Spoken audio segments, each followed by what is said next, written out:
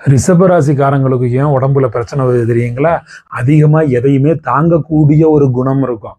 சுமை தாங்கி இவங்க ரிஷபராசிக்காரங்க ரொம்ப பொறுமையான ஆளு. கஷ்டமா இருந்தாலும் வெளியில சொல்ல மாட்டாங்க. எவ்வளவு வலி வேதனை இருந்தாலும் பரவாயில்லன்னு தாங்கிக்குவாங்க. இவங்க கம்ஃபர்ட் ஜோன்ல வாழ்வதற்கு விரும்புவாங்க. சொகுசான சோஃபாவிலே சேர்ல தான் உட்காருவாங்க. உடுத்துற உடுப்பும் சொகுசா தான் இருக்கும். இருக்கிற காசுக்கு சொகுசா வாழ்வாங்க. அப்ப சொகுசா இருக்கும்னு நினைக்கிறவங்க ஒரு ஹெல்த் ரொட்டீன்ல டயட்டுக்குள்ள வாங்கன்னா வரமாட்டாங்க. நல்ல சாப்பாடு, நல்ல தூக்கம், அமைதியான வாழ்க்கை பிடிக்கும்.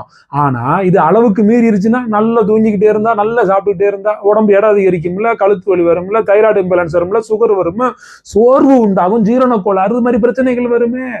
உடம்பு சின்ன சின்னதா சிக்னல் சொல்லும் போது அதை இக்னோர் பண்ணக்கூடாது. ரிஷபராசிக்காரங்க தினசரி நடைப்பயிற்சி பண்ணணும். உடம்புல ஒரு உணவுல ஒரு கட்டுப்பாடு, உடம்புக்கு கட்டுப்பாடு, பழக்க வழக்கங்களை அப்டேட் பண்ணிக்கணும். ரிஷபராசிக்காரர்களே, நிலைத்த தன்மை கொண்டவர்கள் தான் நீங்க. கொஞ்சம் சேஞ்சஸ் ஏத்துக்கிட்டீங்கன்னா உங்க ஹெல்த் ஸ்ட்ராங் ஆகும். சொகுசுக்குள்ளேயே இருக்காம கொஞ்சம் டயட்டுக்குள்ள வாங்க. இது உங்களுக்கு பொருந்துதா?